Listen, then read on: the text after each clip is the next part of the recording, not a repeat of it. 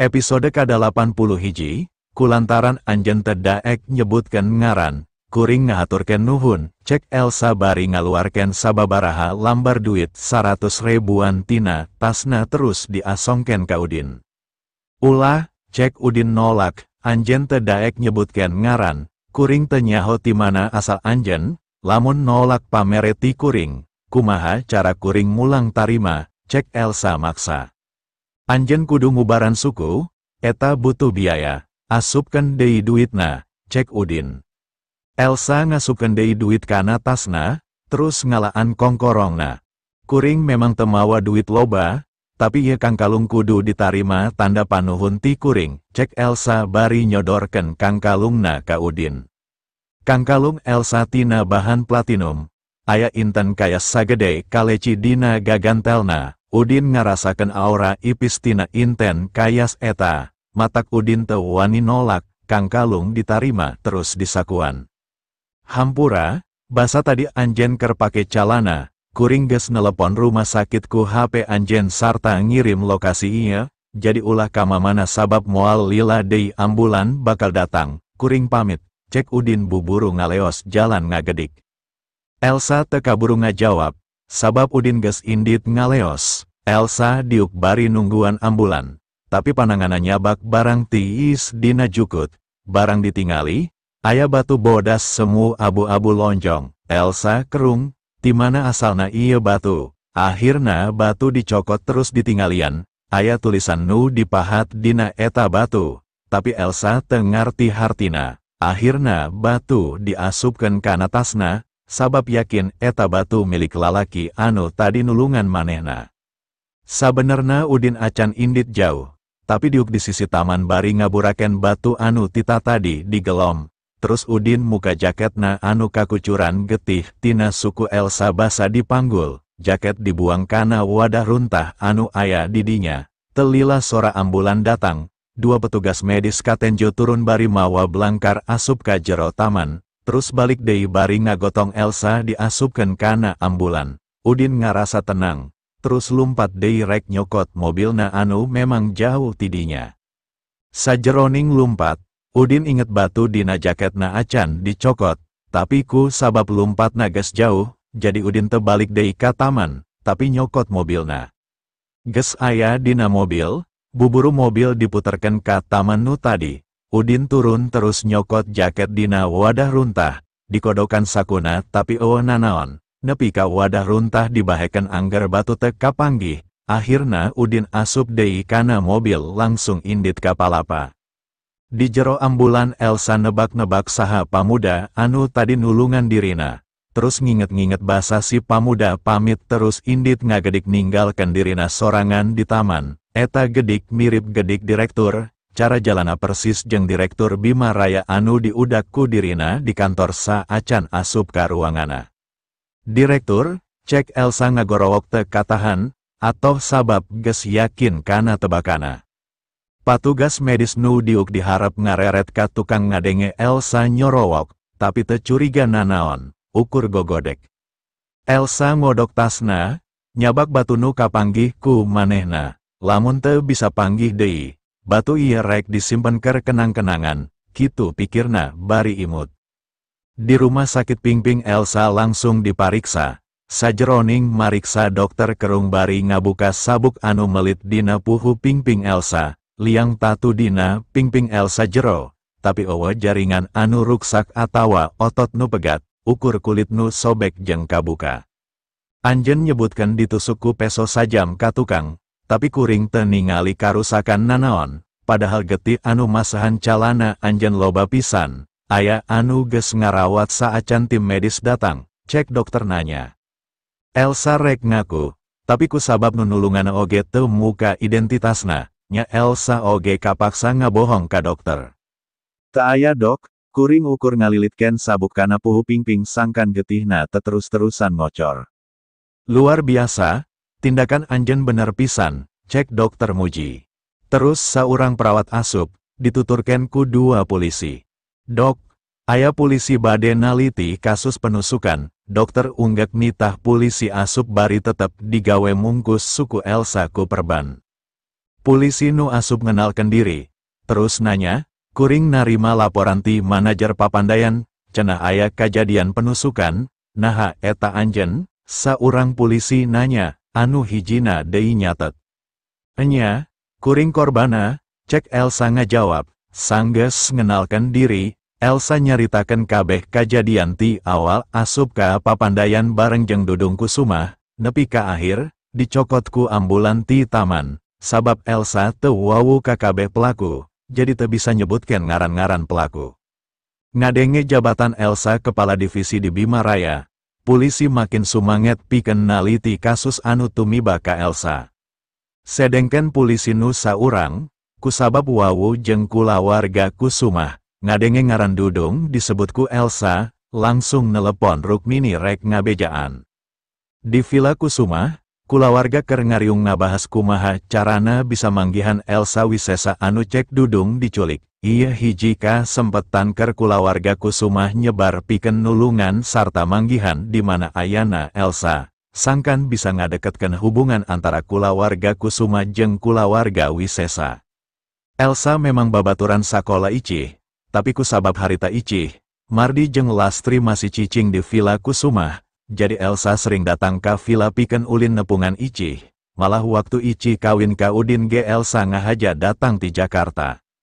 Rukmini nyaho saha Elsa, malah mah geus dianggap incu, sorangan. Komo deui basa nyaho yen kulawarga Elsa lain jelma jore-jore, tapi anak ti kulawarga Wisesa pengusaha minuman di Jakarta. Matak wajar hayang ngajodoken Dudung ka Elsa. Waktu nyaho Elsa rek datang ka Bandung, Rukmini oge anu ngatur sangkan Dudung jeung unah ngajemput Elsa ka Cipaganti, sarta ngatur ngabuking tempat dahar di rumah klasik, ngan hanjakal harita misi Dudung jeung unah pikeun mawa Elsa supaya daek cicing di villa gagal. Dudung jeung unah arasup ka rumah sakit lantaran disiksa ku Murad. Tadi, Rukmini oge anu nitah Dudung ngondang Elsa dahar di Papandayan, ngan tenyang ka Dudung balik bari mawa beja anu goreng, jadi Rukmini ngahaja nyalukan sakabeh kulawarga pikeun ngariung ngabahas masalah eta. Teu lila saurang polisi nelepon Rukmini, ngabejaan yen Elsa aya di rumah sakit. Dudung, buburu siapkan mobil, urang sarerea kudu ngalongok Elsa anu geus aya di rumah sakit. Cek Rukmini ka Dudung. Dudung ngarenjak jeung rada gimir kudu indit, ngan kusabab dipaksa ku Rukmini, akhirna daek nyupiran mobil mawa kabeh kulawarga Kusumah ka rumah sakit. Rukmini, Unah, Karsidi jeung Isah. Sapanjang jalan Dudung mikiran, kudu ngomong naon lamun geus amprok jeung Elsa, manehna bingung naon anu kudu dijelaskeun ka Elsa. Tepi ka rumah sakit Dudung buburu asup ka jero bangsal Elsa samemeh nu laina. Elsa, hampura, kuring kapaksa indit ngabejaan bapak kuring pikeun nulungan anjeun. Nulungan naon, kuring hampir tiwas gara-gara kalakuan anjeun, cek Elsa. Episode ke-82, Elsa ulah salah faham, kuring kabur sabenerna narik perhatian nu jarahat sangkan ngudak, barina ge jelema nu diincerpan kuring, lain anjeun, matak tengangka kalah anjeun nu jadi korban, cek Dudung. Elsa geus haroream ngomong jeung Dudung. Sifat asli Dudung geus kasakuan ku manehna. Elsa ukur mikir kumaha carana pikeun ngajauhan Dudung jeung kulawarga Kusumah. Nenjo Elsa cicing teu nyalahkeun deui, Dudung nyerengeh. Elsa, saha nu akhirna nulungan anjeun jeung mawa anjeun ka dieu? Teu kudu nyaho. Jawab Elsa, Rukmini anu karek asup ngadeketan Elsa. Elsa, mun aya nanaon bejaan nini, penjahat anu nyulik eta teu ngalakukeun nanaon pan.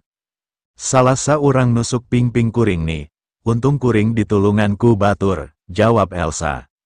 Lalaki, Rukmini nanya deui, maksud anjeun naon ni, nya atuh ditulungan ku lalaki, ngan anu jelas lain incu nini. Jawab Elsa kesel sabab pertanyaan Rukmini kawas anu nyuriga teu bener ka dirina. Rukmini kerung, aya lalaki anu nulungan, tangtuna lalaki eta oge anu mawa Elsa ka rumah sakit. Cilaka, lamun Elsa nepi ka bogo ka lalaki anu nulungana, harepana pikeun ngajodoken Dudung pasti bakal makin hese. Elsa, Lalaki mana anu daek nulungan, teu mungkin aya nu nulungan lamun eueuh pamrih. Jujur, anjeun teu dikukumaha ku eta lalaki pan, cek Dudung. Ngadengen ini jeung incuna ngaromong kitu, Elsa hayang ngajerit satarik-tarikna ngusir maranehna kaluar. Hate Dudung memang keur dibungkus ku rasa timburu, nepi ka teu bisa nyaring omongana sorangan anu pangrasana bener. Tapi anehna pikiran Rukmini, Unah, Karsidi jeung Isa oge sarua, sapamikiran jeung Dudung, awewe gelis ditulungan ku lalaki dina kaayaan sukuna tatu parah akibat ditusuk bari kudu nying harapan heula 5 penjahat, saha lalakina anu wani ngajual nyawa lamun eueuh pamrih. Ditingalikeun ku 5 jelema anu tetepana nyuriga pika sebelen, Elsa ukur bisa nutupkeun panonna bari ngepelkeun leungeunna naksu, si Dudung lain ngan ukur kabur. Tapi ayeuna datang mawa kulawargana bari kabeh nuduh teu bener kadirina. Kuring teu diculik, dangukeun, Dudung geus ngajieun riributan jeung saurang lalaki di restoran, nepi ka kuring dicegat di luar waktu balik, nu nulungan kuring lain jelma hina, manehna nyaho cara ngajaga harga diri awewe, malah sabalikna Dudung, kunaon Dudung kabur sanggeus ngajieun masalah bari ngantep kuring jadi korban. Sifat kitu leuwih hina tibatan jelma panghina-hinana, cek Elsa ngomongna ngahajat tarik ngarah kadenge ku sarerea. Kabeh molohok, teu nyangka kajadian sabenerna siga kitu. Ternyata Dudung nu geus ngajieun masalah terus ninggalkeun Elsa nepi ka akhirna ditubles. Padahal Dudung bebejanna ka sarerea Elsa diculik.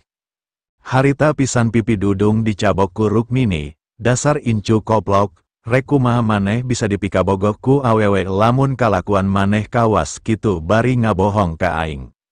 Ni, hampura, kuring ngaku salah, cek Dudung bari murungkut ngusapan pipina.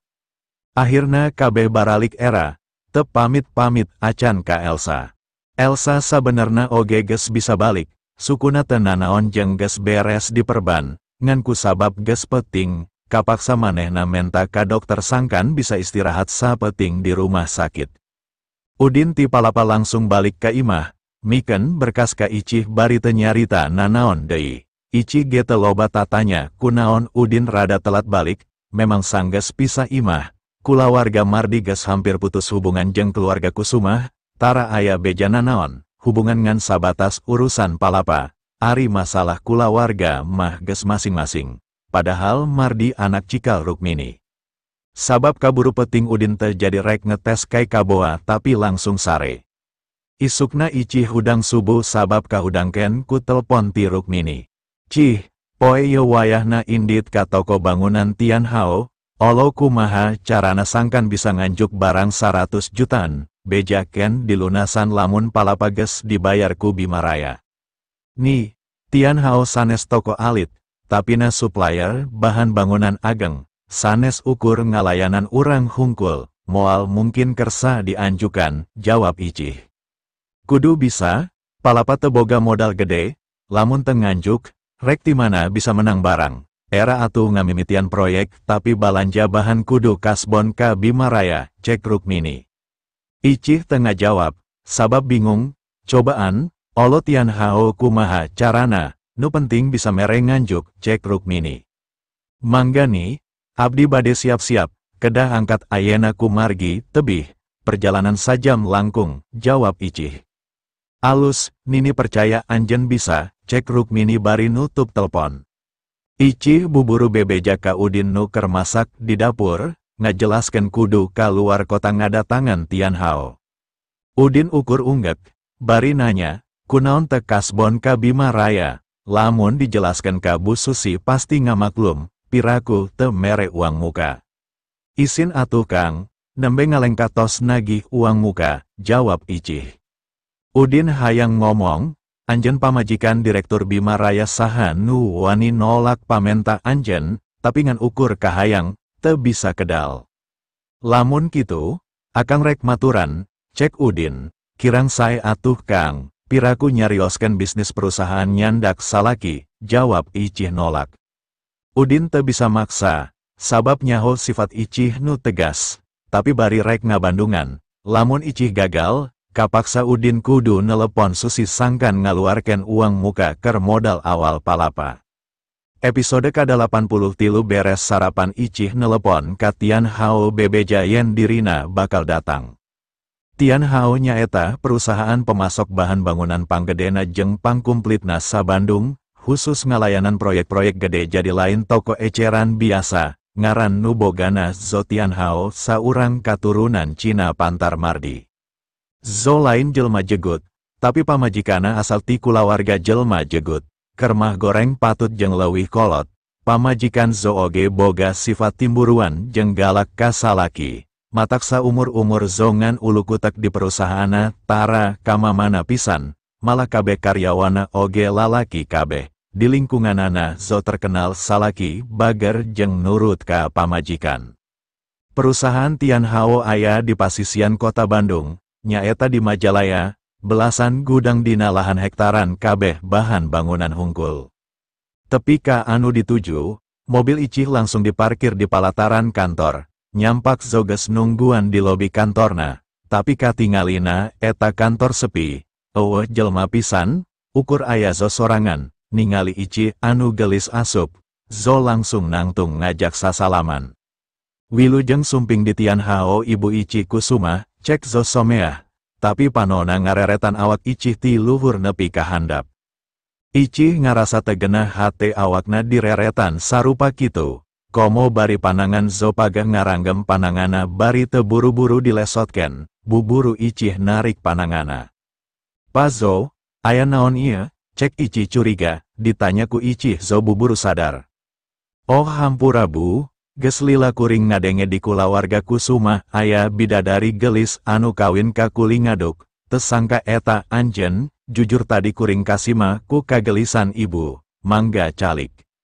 Sabenerna Ici hayang balik deui, nganku sabab lalampahana pikeun tepi ka Tian Hao jauh, jaba mangrupa tugas pikeun ngolo Tian Hao ngarapalapa bisa nganjuk barang, akhirna Ici diuk.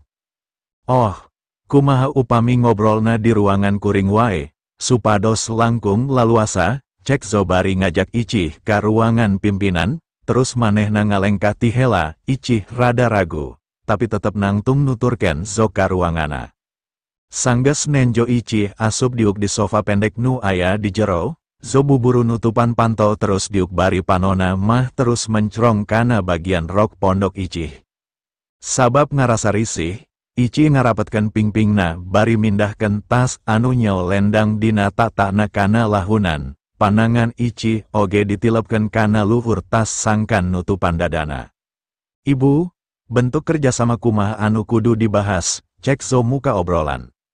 Sanajan era, tapi Ici kudu ngomong, Pa, perusahaan kuring palapati zaman masih dipimpin ku Aki kuring Wawan Kusuma, geus tahunan kerjasama jeung Tian Hao, sagala kabutuhan bahan kabeh dipasok ti tempat ieu.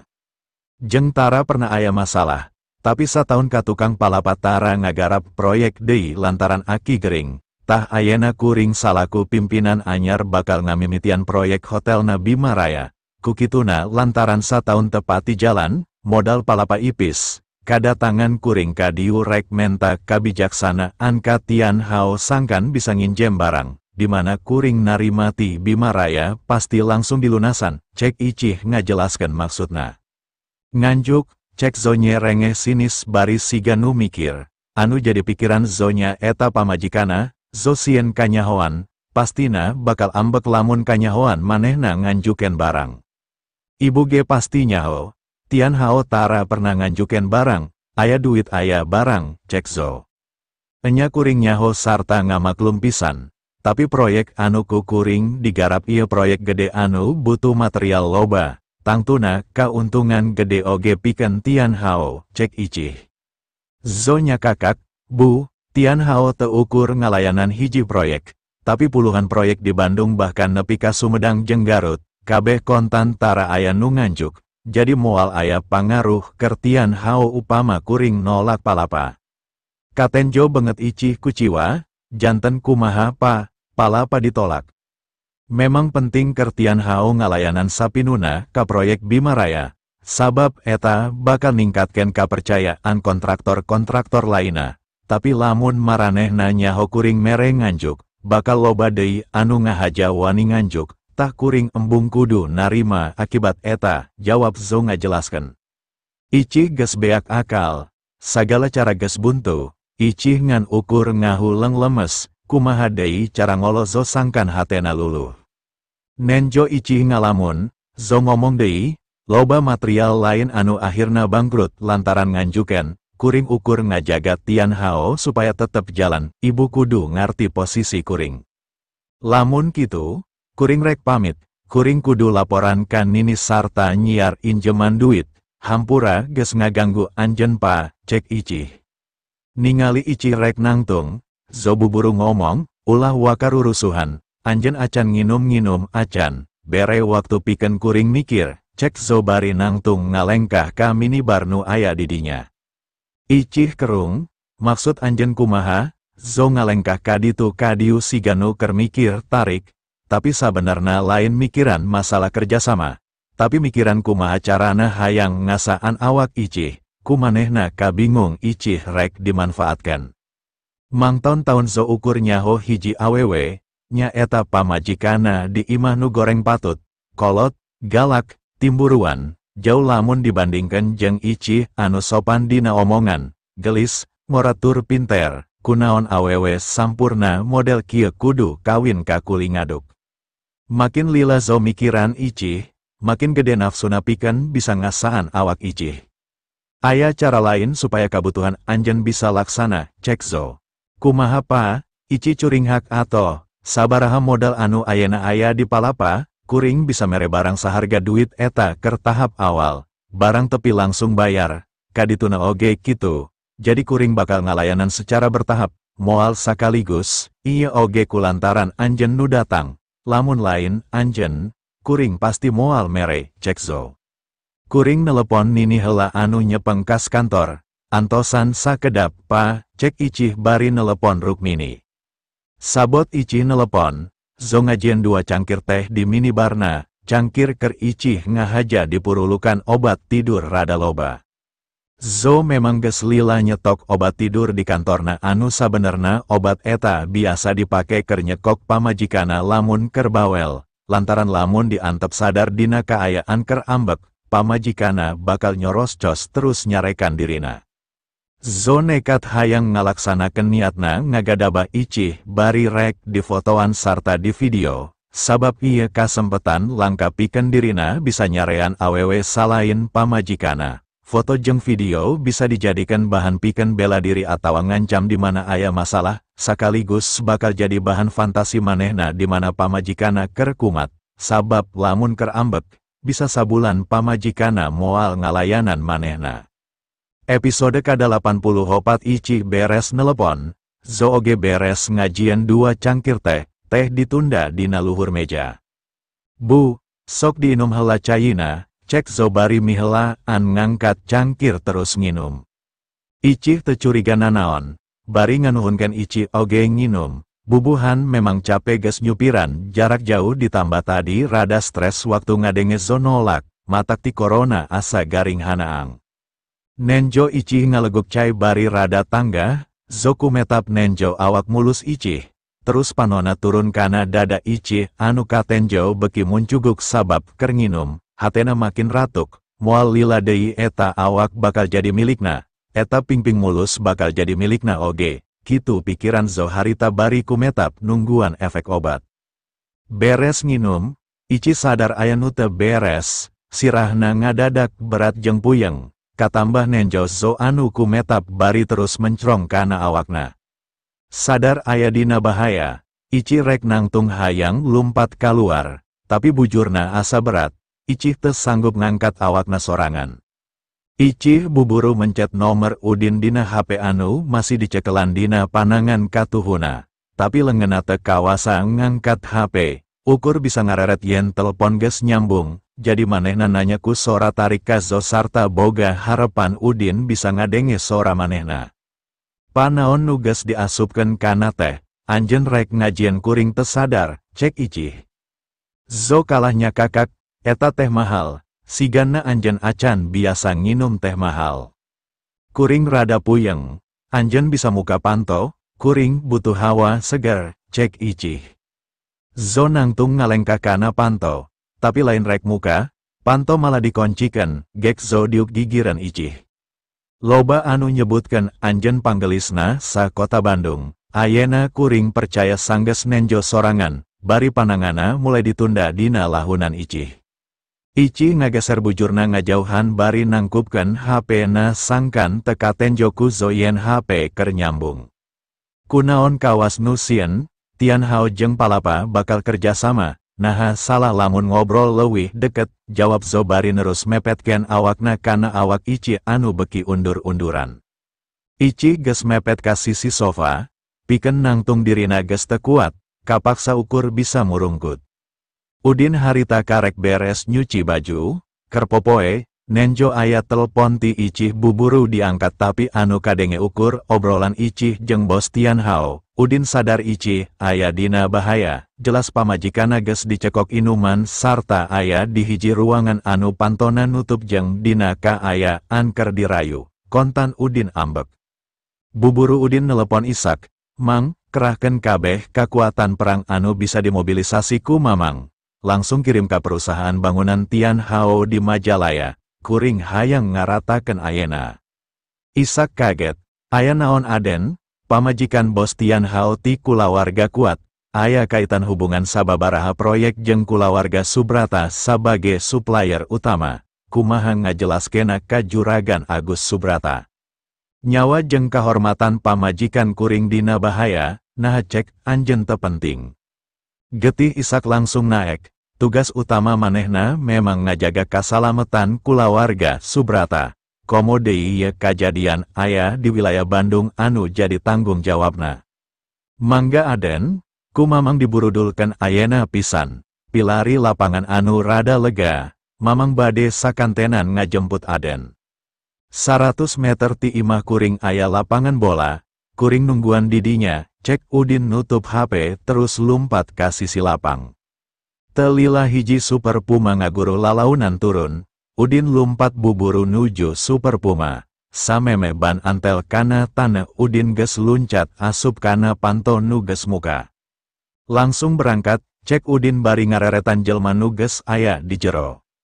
Di jero geus nyampak Isak jeung 10 jelma anu pake pakean hideng sarta teregos hideng diuk ngajajar kenca katuhu, sararea manggut ka Udin, helikopter oge ngabiur ngapung ka arah Majalaya. 10 dozer ti proyek nu aya di Warung Petei jeung di Ciparai oge tos bergerak gan, diperkirakan dugina bakal sareng, cek Isak mere laporan. Udin unggek bari ngacungkeun jempolna, di kantor anu pantona geus dikunci. Panangan Zo geus ngaragamang mukaan kancing baju Icih nu geus ngalempere dina sofa, BH pink anu nutupan dada bodas Icih oge geus katembong. Acan parat mukaan kancing baju Icih, panto geus ngagubrak lantaran didobrak ti luar, saurang awewe anu rambutna galing jangkung badak asup dituturken ku opat karyawan pabrik anu tadi ngadobrak panto. "Zo, keur naon sia?" Cek eta awewe bari narik ka meja Zo ti tukang terus awak Zo dibantingkan. "Saha pelacur ieu?" kituna teh bari nampiling Icih. "Ampun Nyi, lain akang anu ngamimitian, akang dirayu," cek Zo anu tadi dibantingkan bari diuk undur-unduran nyarande kana tembok. Icih anu memang masih sadar, ngarasa pipina ditampiling sarta disebut pelacur langsung muka panona terus ngareret ka mejana anu geus muka satengah. Panangana hayang menerken bajuna, tapi taya tangan pangawasa. Akhirna panona nutup deui sabab rasa tundu anu teu bisa ditahan. "Sia anjing bikang jeung anjing jalu, ulah ngarepkeun bisa salamet kaluar ti ieu ruangan," cek eta awewe bari ngareret ka Icih jeung ka Zo. "Tangtungkeun duanana," cek eta awewe mere parentah ka opat pagawena. Dua an nangtungkeun Icih, anu dua deui nangtungkeun Zo. Panangan Zo ditilepkeun ka tukang, kawantu Icih mah dina kaayaan lemes teu bisa nangtung, jadi panangan kenca katuhuna anu disangkeh dijunjungkeun, sirahna tetep tungkul bari panona nutup, suku satengah ngagantung. Awewe galak anu ngaranna Lia langsung nampiling Zo satarikna. "Kulawarga aing geus nganggap sia anak. Lamun kahirupan sia teu dijait ku aing. Sia ayena masih jadi galandangan anu barang hakan tina ngorehan runtah. Ayena sia hianat ka aing jeung kulawarga aing, kituna teh bari beteng zo ditonjokan. Nepi ka zo utah getih. Lia awewe jangkung badak asli Majalaya, pakulitana hideng, rambutna pondok ribo, bengetna pinuh ku bopeng urut cacar air, jeung memang kungsi diajar bela diri. Matak wajar tonjokan-tonjokan ka zo anu begang bisa ngakibatkan zo utah getih. Nyi, ulah nyalahkan akang terus, ti iraha akang wani salingku satu kangen nyai. Kabeh gara-gara awewe pelacur iya, cek zo bari ngareret ka Icih, terus nyiduhan Icih anu kertungkul lemes. Kumaha mimitina jelaskan, cek Lia nyentak ka zo. Awewe iya datang rek nganjuk barang, ku akang teu dibere. Tapi maksa rek mayar ku awakna pikeun jaminan. Tapi da acan ngalakukeun nanaon kaburu nyai datang, cek zo ngareka carita. Lia ngalengka ka Icih, terus rambut Icih dijenggut ditanggahkan sangkan ningali ka manehna, tapi mata Icih tetep nutup lantaran pangaruh obat. Kurang ajar, aing moal maehan anjen, tapi benget anjen kudu diruksak, cek Lia bari nampilingan Icih bulak-balik tepi ka bibir Icih getihan. Sabab ditampilingan, Icih sadar deui, panona muka. Saha anjen jeung naon nu rek dilakukan ka kuring, cek Icih nanya. Dasar tukang lacur, masih nanya, aing rek ngaruksak benget sia, cek Lia bari nampiling deui Icih sakali. Cokot kater dina meja, aing hayang nyisit heula biwirna, cek Lia nitah ka pagawena. Saurang lalaki anu nyekelan zo ngalengkah nyokot kater anu ngagoler dina meja kerja zo, terus nangtung gigiran Lia. Ibu teu kudu ngotoran panangan, wios kukuring, bere parentah kudu kumaha, cek si lalaki bari, sret ngabijilkeun mata peso ku jempolna. Lia teu ngajawab, tapi bari ngarebut peso, bangsat, ti iraha sia wani ngatur aing, kituna teh bari molototan si pagawe. Lalaki anu dipolototan buburu mundur, balik deui kana posisina, nyekelan panangan zo, hampura bu, cek eta lalaki gimir. Lia ngantelkeun peso kater nu seket kana biwir Icih. Icih ngadek-dek tapi teu bisa ngomong sumawona ngalawan. Lagraken eta peso, cek hiji sora ti tukangan Lia. Lia ngareret, katenjo aya Udin geus nangtung sarta 10 urang lalaki pake baju sarwa hideng jeung pake teregos hideng. Episode ke-85, saha anjen, wani ulu biung kana urusan aing, sia nyaho saha aing, cek Lia ka Udin. Kuring teu paduli saha anjen, cek Udin bari ngagusur Lia terus dibalangkeun kaluar. Ningali Udin datang Icih nyora laun hampir teu kadenge, Kang, tulungan abdi. Sakilat perep Udin langsung ditonjoken kana pipi dua pagawe anu harita keur nyangke Icih, duanana langsung rubuh ka tukang ngahantem tembok terus ambruk teu sadar. Icih anu ngarampel rek rubuh, buburu ditangkap ku Udin terus digolerken dina sofa. Pengawal Ishak anu 10 urang langsung ngaringkus zo jeung dua pagawena. Ningali pipi Icih nu genek sarta aya getih tina bibirna, amarah Udin beki ngalentap. Candak abdi uwih Kang, ngan sakitu sora anu kaluar terus Icih perem. Nenjo Icih tersadar, Udin ngahelas. Ulah hariwang nyi, anjen geus salamet, akang moal ngantep saha wae anu rek nyilakakeun anjen. Udin malik ka Ishak, tungguan pamajikan kuring mang, cek Udin bari ngagedik kaluar nyamperkeun Lia anu masih nangkarak sabab dialungkeun tadi. Sia geus nampiling pamajikan aing. Cek Udin bari dongko nonjok cukang irung Lia. Irung Lia langsung ngucur getih, Lia ohek-ohekan kabesekan lantaran aya sababaraha huntu anu lesot langsung asup kana ti korona. Lia nyangigir bari ngaburaken 8 huntu campur jeung getih tina sungutna. Sia teu nyaho saha aing. Cek Lia bari ose-osehan rek diuk terus ngagero pagawe-pagawena. Saha wae anu bisa modaran lalaki ieu, 100 juta hadiahna, cek Lia. Tapi eueuh nu maju atawa ngajawab, sabab kabeh geus dilumpuhkeun ku 10 pengawal Ishak. Lia ngareret ka jero, 4 pengawalna geus ditalian jadi hiji diriung ku 6 urang bari kabeh nodongken pestol, anu 2 dina kaayaan tersadar. Sedengken zo diuk bari dijaga ku 2 urang anu sarua nodongken pestol dina sirahna. Lia kaget, sidik anu datang teh lain polisi, tapi naha baroga pestol. Saha anjen, cek Lia ngareret ka Udin. Aing salakina ici anu tadi disiksa ku sia, jawab Udin. Anjen pamuda anu majar kuli ngaduk teya. Cek Zo ngomong tepercaya. Terus naon salahna, memang kuring kuli ngaduk, jawab Udin bari ngareret ka Zo. Ngadenge Udin ukur kuli ngaduk, Lia ngarasa tenang terus diuk. Aing Lia anakna Effendi, sia pernah ngadenge ngaran Effendi.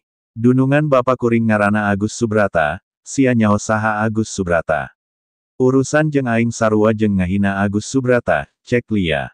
Udin nyakakak, tapi sia pasti acan nyaho Agus Subrata boga incu tukang ngaduk pan. Eta aing, berarti aing oge dunungan sia. Cek Udin. Lia bingung, tapi kareret kumanehna aya Ishak oge didinya. Lia langsung lemes bari melong ka Udin. Anjen incu juragan Agus Subrata.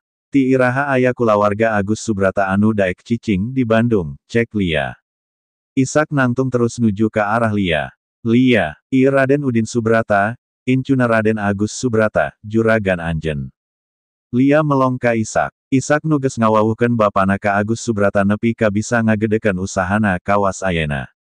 Lia anu tadina diuk langsung sujud bari panangana muntang kana suku Udin menta hampura. Juragan, kuring salah, lamun kuring nyaho eta pamajikan, anjen, kuring moal wani campelak. Zo oge sarua, manehna ngorondang ngadekeutan Lia terus sujud dina suku Udin. Juragan, kuring oge salah. Hampura, lamun kuring tedatang, pamajikan kuring geus dikotoran ku sia, lamun kuring tedatang banget pamajikan kuring geus ruksak ku sia. Naon anu kudu dihampura? Cek Udin bari ngadek-dek nahan ambek bari ngabayangken nasib icih lamun manehna telat datang. Tembak, bobogaan lalaki ieu. Cek Udin bari nunjuk ka Zo. Ishak rikat nyokot pistol ti saurang pengawal. Duar, hiji peluru langsung nembus calana Zo persis kana parabotna, getih ngucur masahan Ubin. Zo ambruk bari gugulitikan. Paeh keur jelma-jelma model kieu acan pantes, terlalu ngeunah. Kuring hayang lalaki ieu lumpuh saumurna, cek Udin. Saurang lalaki baju hideng maju. Terus Zo dieksekusi, anu saterusna Zo geus teu bisa ngarasakeun nanaon deui. Awakna diseret beung ka handap kawas anu leungit, eueuh nu bisa karasa, padahal calanana geus jemlong ku ci ompol campur getih, tina bujurna oge geus kaluar kokotor, tapi teu karasa nanaon.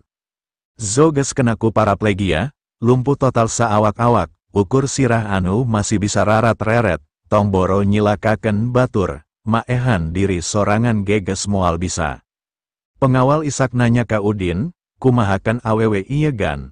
Sarua, duanana kudu lumpuh sapanjang hirupna, jawab Udin. Ngadenge kitu Lia abrug-abrugan bari jejeritan, pangawal anu tadi nanya langsung ngalaksanakeun tugasna. Ishak nanya ka Udin, juragan, 10 dozer geus tepi pikeun ngaratakeun ieu tempat, kuring nunggu parentah ti anjeun. Udin buburu ngajawab, gotong sofa kaluar, 2 jelma ieu sina diuk ngarah nyaksian pabrikna diratakeun, atur evakuasi pagawe 10 menit pikeun maranehna nyalametkeun diri, cek Udin bari asup mangku icih, terus dibawa kaluar. Ishak mencet bel alarm sarta nyokot mic anu kahubung ka pengeras suara di masing-masing gudang jeung palataran pabrik. Situasi darurat, salametkeun diri anjeun masing-masing dina waktu 10 menit. Kaluar ti area pabrik, eta sora langsung tepi ka sakabe area Tianhao, disusul ku sora alarm ngahiung terus-terusan. Ratusan pagawe buriak lalumpatan kaluar ti area pabrik, kumpul di palataran parkir. Disangka aya kabakaran. 10 dozer lalaunan nyebar ka sakuriling pabrik. Ishak oge buburu kaluar mawa megafon ngomando karyawan anu jadi operator forklift. Kerahkeun kabeh forklift nu aya di dieu, bantuan dozer pikeun ngaratakeun tempat ieu, cek Ishak bari ngabagi duit ka operator forklift nu geus kumpul. Operator rikat lalumpat nyokot forklift na masing-masing terus siaga ngurilingan pabrik. Sanggeus nunda icih dina mobilna, Udin nyampurkeun Zo jeung Lia anu ngarendeng teu usik terus ngomong. Anjeun kudu nyaksian kabeh kamewahan pabrik anjeun anu salila ieu geus digedekeun ku kulawarga Subrata balik deui ka asal, rata jeung tanah. Tepi kana waktu anu geus ditangtukeun, Isak nyorowok kana megafon anu aya dina panangana. Ratakan ayana, harita 10 dozer jeung belasan forklift mulai ngaratakan eta tempat. Cimatas Zo jeung Lia tuluy nyurucut kaduhung. Terus Udin nuju ke arah Isak, "Mang, kuring kudu mawa mobil jeung pamajikan balik, wayahna mamang di dia nepi ka beres." Ulah ngarobokeun benteng ngarah kajadian di jero teu jadi tontonan warga. Isak unggek, "Mang Gagan, nyambung."